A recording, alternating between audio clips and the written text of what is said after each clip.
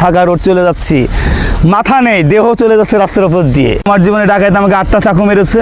ডাকাত আমি থাবা মেরে ধরে নিয়েছি, জানলা দিয়ে পরে একে ধরে ঝোলানো অবস্থা ছিল, ব্রেক করছি, বিট মারছি, ডাকাত পড়ে গেছে। পড়ে যাওয়ার পরে ও কোথায় গেছে আর কিছু বলতে পারবো না। ডাকাত আমাকে চাকুই যা মারছে। শাফির রহমান, ঝিনাইদহ জেলা, ডাকবাংলা বাড়ি। আমি পেশাদার ট্রাক ড্রাইভার। এই লোড নিতে হলে 20 টন, 20 টনের উপরে লোড নিই না আমরা। এভরিথিং সব মাল আমরা লোড দিই। লোড হয়তো মনে করেন সর্বোচ্চ 2 ঘন্টা লাগবে। লোকজন দিবে তো আপনার হচ্ছে টর্কিতে দিবে, মানে যাকে ঝুড়ি বলা হয়, এই ঝুড়িতে করে দিবে, মাথায় করে দিবে। 2 ঘন্টা লাগবে সর্বনিম্ন। পুচাইতে লাগবে মনে করেন যে আমাদের স্বাধীন জীবন তো, ঘুমাইলাম, থাকলাম, খাইলাম, দাইলাম, গেলে গেলাম, না গেলে না গেলাম, সকালে পুচাইতে হবে। এই ও টাইম দেওয়া যাবে না, পুছানোর টাইম দেওয়া যাবে না। আমার নিজেরই গাড়ি রানিংয়েই মনে করেন যে ঘুরে গেছে, ঢাকায় নিয়ে যাচ্ছি, চুয়াডাঙ্গার দিকে মুখ হয়ে গেছে, রানিংয়েই ঝিনাইদহের দিকে মুখ হয়ে গেছে। 13 কিলোর উপর থেকে, পাহাড়ের উপর থেকে আমার গাড়ি ব্রেক হয় নাই। আল্লাহ বাসায় দিয়েছে, তবে তার ইচ্ছা ছিল, ওপরওয়ালা বাসায় দিয়েছে, মার দোয়া ছিল, উস্তাদের দোয়া ছিল। যে বেকার একটা জীবন ছিল আমার, বেকার জীবন, আমি বেকার ঘুরে বেড়াতাম।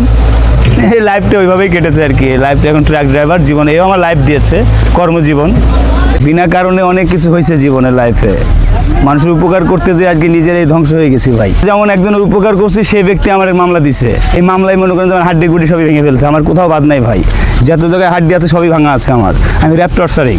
ময়নামতি ক্যান্টনমেন্টের সামনেই আমাকে চিটাং থেকে মিটবান ভরে আমি ইটে খেলে আসছিলাম আর কি। ওই পথে রানিংয়েই ডাকাতে ধরে আমাকে চিন্তাই করে নিছে, মানে কিছু নিতে পারেনি, মোবাইলটা নিছিল, টাকা পয়সা নিতে পারেনি, 8টা চাকু মারছিল, তবে আমি গাড়ি দাঁড় করাইছিলাম না, আমি ডাকাত ধরে নিয়ে আসছিলাম। জামার কলা তুলে ধরছিলাম, কলা ছিঁড়ে পড়ে গেছিলো নিচে। পরে তো আমি কি হয়েছে না বলতে পারবো না।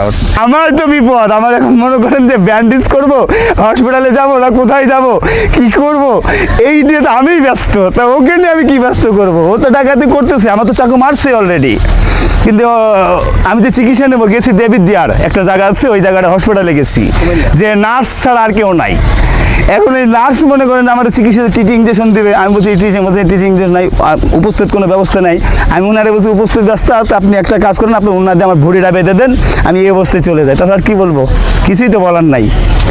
পরে রাতের অন্ধকারে যাকে একটু সেবা দিল, যাক প্রাথমিক চিকিৎসা দিল, দিয়ে ওই অবস্থায় আবার গাড়ি নিয়ে চলে আসছিলাম। ইটে খোলায় মাল লাগাইছি, ইটে খোলা জায়গায় মাল লাগাইছি আর কি। যেখানে মাল লাগানোর কথা ছিল চিটাং থেকে, যেখানে মাল নিয়ে আসছিলাম যে স্থানে, আমি ওই অবস্থায় মাল লাগাইছি, লাগাই তারপরে খালি করে বাসা আসছিলাম গাড়ি নিয়ে। আমার রাতের অন্ধকারে, রাত 2টা 3টা বাজে, আনিমেনিক। ওই সময় ধরেন ফাঁকা রোড চলে যাচ্ছি, মাথা নেই, দেহ চলে যাচ্ছে রাস্তার উপর দিয়ে, মাথা নেই, দেহ চলে যাচ্ছে রাস্তার উপর দিয়ে।